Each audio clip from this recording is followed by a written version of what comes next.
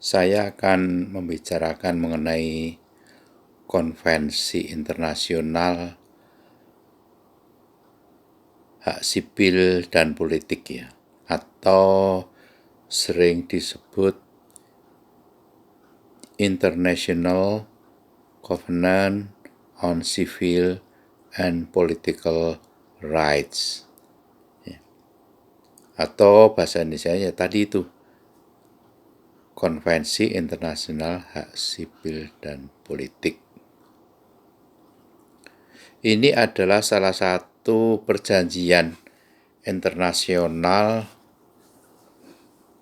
pokok ya tentang hak asasi manusia. Kovenan internasional ini beserta dua protokol opsionalnya, Declaration of Human Rights dan International Covenant Economic, Social, and Cultural Rights, membentuk apa yang disebut sebagai International Bill of Human Rights. Konvenan internasional ini lebih fokus pada hak-hak yang terkait dengan kebebasan sipil dan hak politik. Sementara Kovenan internasional Kovenan internasional tentang hak ekonomi, sosial, dan budaya berfokus pada hak-hak ekonomi, sosial, dan budaya. Jadi perlu saudara ketahui bahwa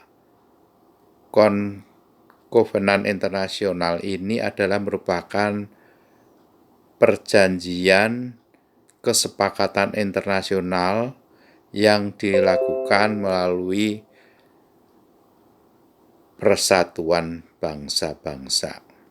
Jadi di sini beberapa negara atau hampir seluruh negara mengadakan suatu perjanjian internasional, dan perjanjian internasional itu setelah para anggota menandatangani maka disebut sebagai perjanjian internasional. Perjanjian internasional tersebut antara lain yang terkenal adalah perjanjian atau Kovenan Internasional Hak Sipil dan Politik dan Kovenan Internasional Hak Sosial Ekonomi Budaya atau Ekonomi Sosial Budaya. Setelah Perang Dunia Kedua ini terdapat kesepakatan yang luas ya di dunia internasional untuk adanya perlindungan HAM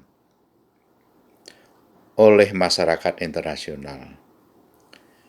Sejarah menunjukkan ya bahwa telah terjadi berbagai kekejaman terhadap manusia, khususnya para kelompok tertentu, yang memperlihatkan bahwa suatu negara gagal dalam melaksanakan kewajibannya untuk melindungi warga negaranya. Bahkan di berbagai negara, justru negara dan aparaturnya yang menjadi pelaku dari berbagai kekejaman tersebut. Berdasarkan pada pelajaran tersebut, maka negara-negara yang bergabung dalam Perserikatan Bangsa-Bangsa itu meminta hak asasi manusia tersebut dimasukkan dalam Piagam Persatuan Bangsa-Bangsa atau Piagam PBB.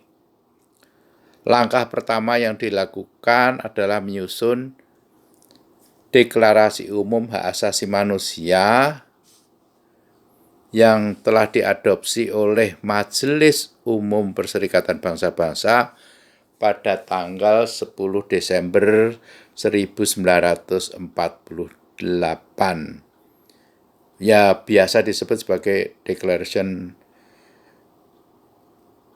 Deklarasi Umum Hak Asasi Manusia ya. Demi memastikan pelaksanaan pelindungan HAM tersebut oleh negara-negara, tidak cukup hanya pernyataan deklarasi saja, namun perlu diterjemahkan dalam bentuk hukum yang lebih kuat dengan suatu perjanjian internasional atau international treaty Majelis Umum Perserikatan Bangsa-Bangsa tersebut memerintahkan Komisi Hak Asasi Manusia untuk mempersiapkan dua perjanjian